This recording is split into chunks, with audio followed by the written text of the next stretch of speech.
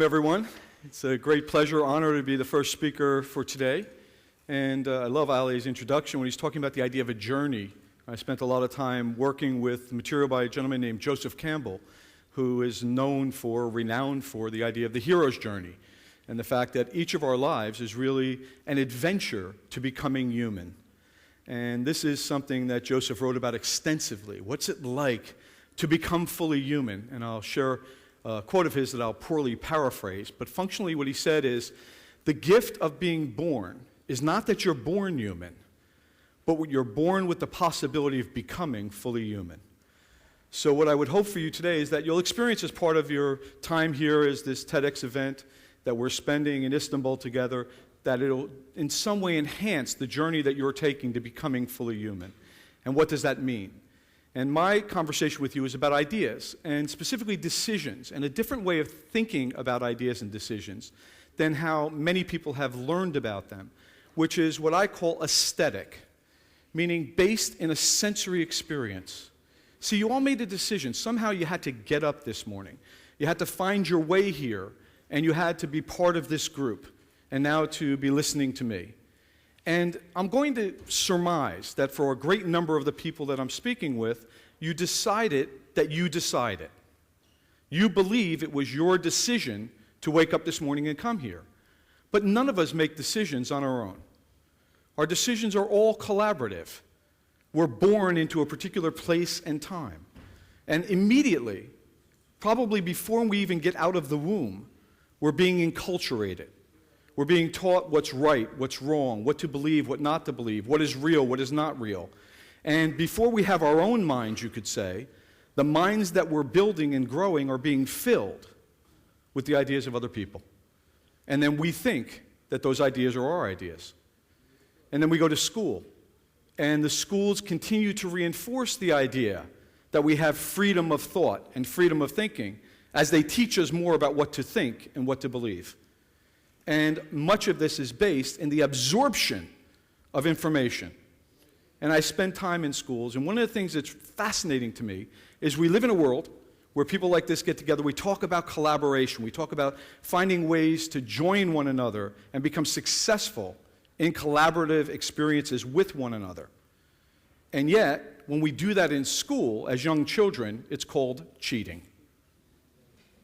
So when I went and taught at university, I made it part of my life's mission to teach people how to become expert cheaters.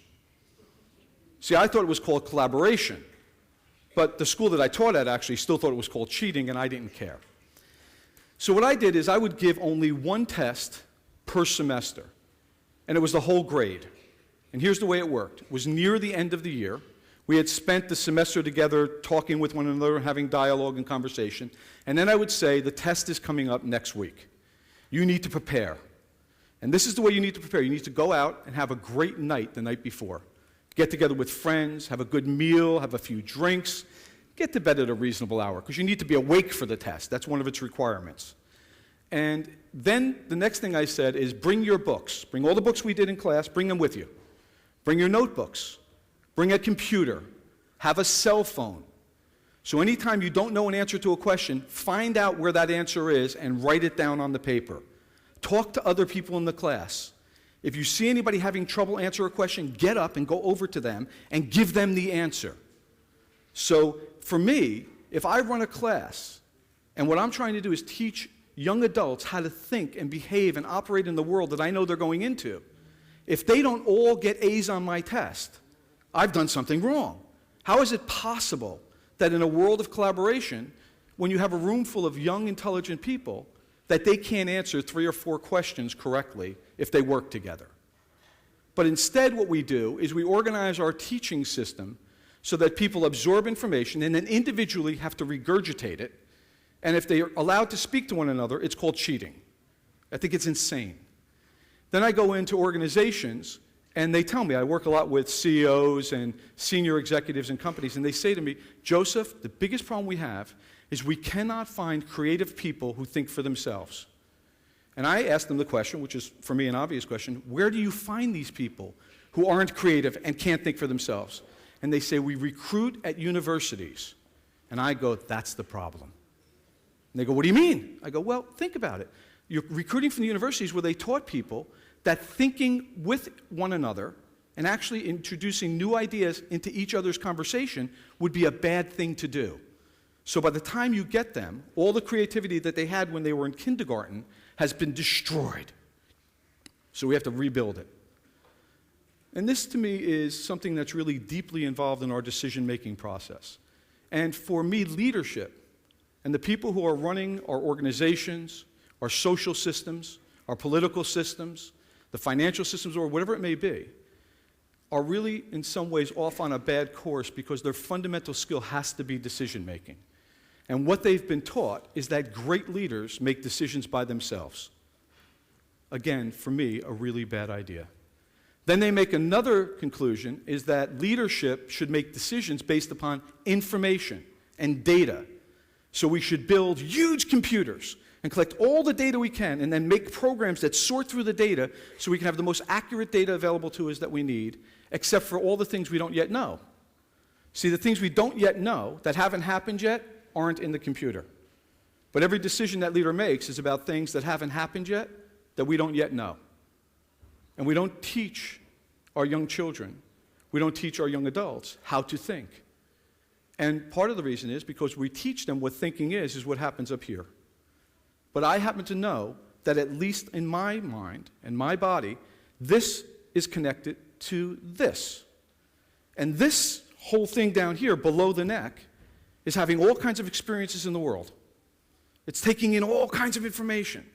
There's all this sensory data coming in all the time that's telling me about what's going on. And when I interact with people, I know something about what's going on right now. I can see the comments I'm making in your face. My comments are being reflected back to me if I'm only willing to look out.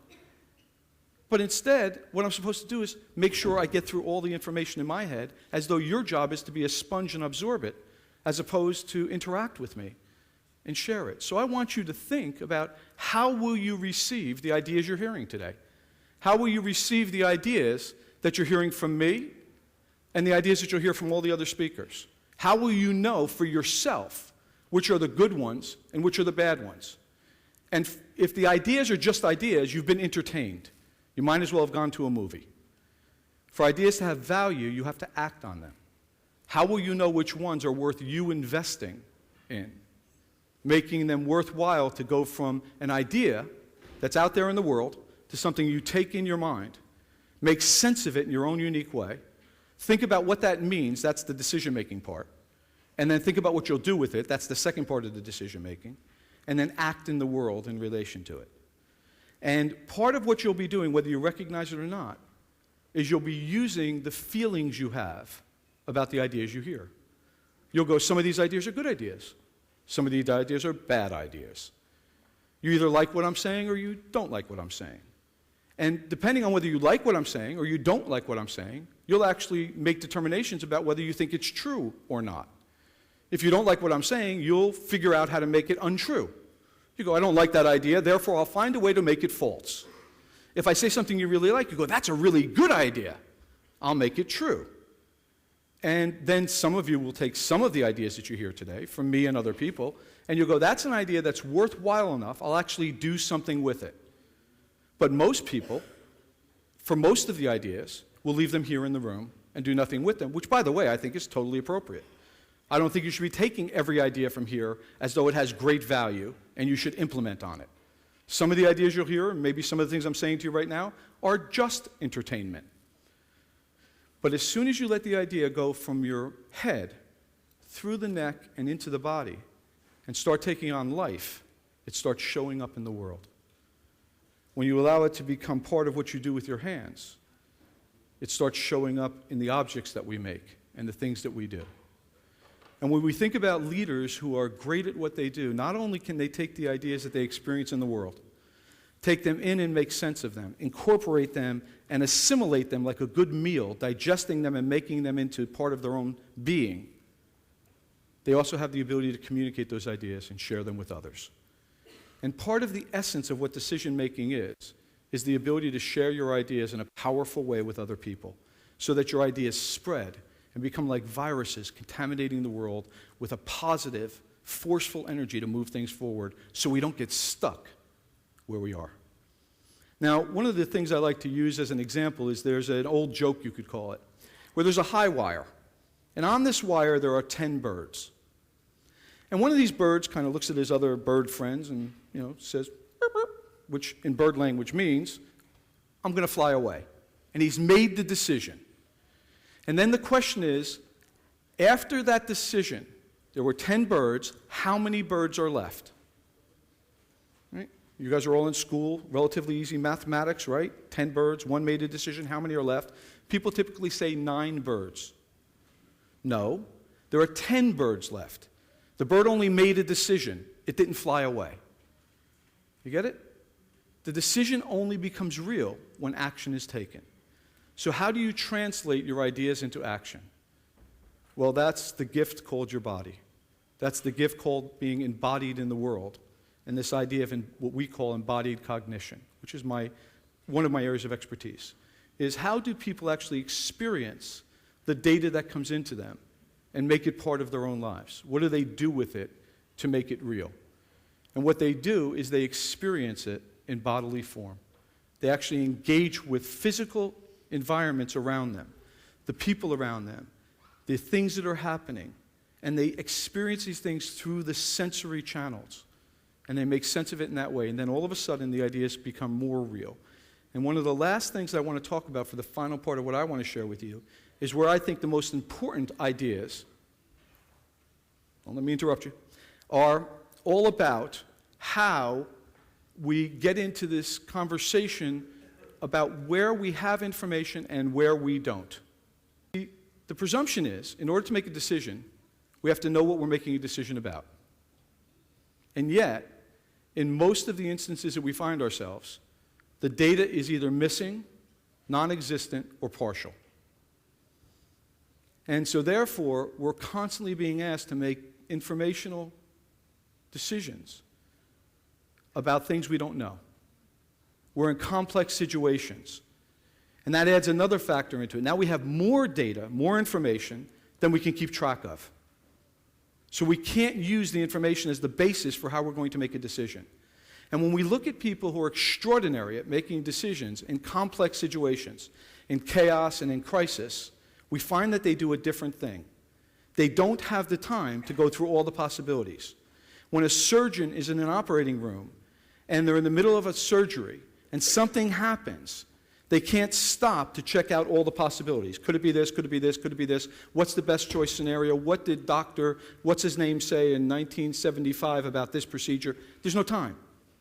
Instantly, they have to sort through all the information they already have and all of their life experience, and they have to apply it in that moment. And they're not looking for the best answer, which is also something that we get lost in when we're talking about how to make decisions and how to be effective. What they're looking for is an answer that is good enough.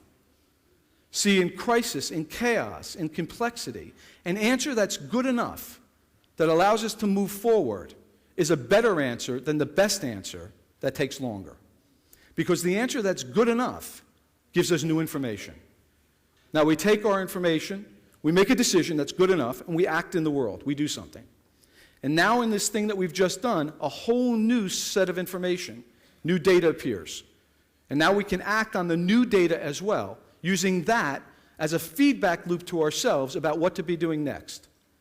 And so one of the things that I'm extraordinarily insistent upon with the clients that I have, my executive clients that I'm mentoring and doing leadership development with, and sales trainings and these kinds of things, and private clients that I'm working with in transitions in their lives, is stop trying to figure out what you have to do.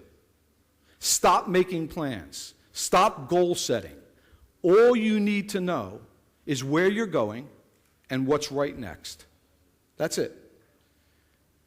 I work with young guys and girls going into university, and they're 17, 18, maybe 19 years old typically. And they're being asked to pick a major in college, to choose a school, to decide what they want to be when they grow up. They're 17 years old, and they don't know.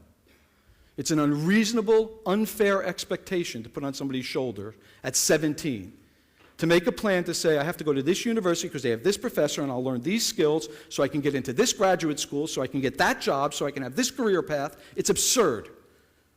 Instead, make a decision about what's right there in front of you. And this is the basics of aesthetic decision-making, sensory-based decision-making. Begin to trust your own intuitive sense. What's right for you? And how do you know what's right for you? How do you know that that course you want to study is an interesting and fascinating course to be studying? And why not let that take you to the next course and the next year and the year after that? And instead of trying to figure out where you're going to be in 4 years, how about letting your life do what it does anyway, which is called emerging? And experience what's emergent. And then we can take this idea, once we've allowed our young people to become emergent thinkers and deal with the information that's right there in front of them, the next thing that we can do is let them come into society and notice what's going on and realize that there's all this new and amazing things that are happening around us that we can incorporate into how we take ourselves into the future, and then we can build something that's extraordinary as well, because it won't be based upon old ideas and old beliefs and what our parents and grandparents and their great-grandparents told them, that we bring into the present moment that interrupts our experience that we can have together. See, for me, going back to what Joseph Campbell said, the process of becoming fully human requires that I'm in the company of humans. And unfortunately, for most people, it's very difficult to be in the company of other humans because all they're in the company of is their own ideas. So if you want to be in the company of other humans so that you can become one yourself, you have to get out of your head and experience the person who's sitting next to you. And notice how the room is hearing the ideas that we'll be sharing today, and which ones captivate and excite the people who are sitting next to you, because then you'll know something about the value of those ideas that goes beyond what you could have thought about them in your head. So my comments to you in finishing are trust yourself. Just because there's someone in front of you, like me, who proposes that they have some expertise and something of great value to share with you, don't you believe it. Decide for yourself. Because I all think that you have brilliant minds, and yet some of us have had bad educations.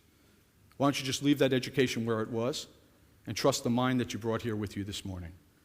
And I want to thank you very much for giving me the time to share that message with you.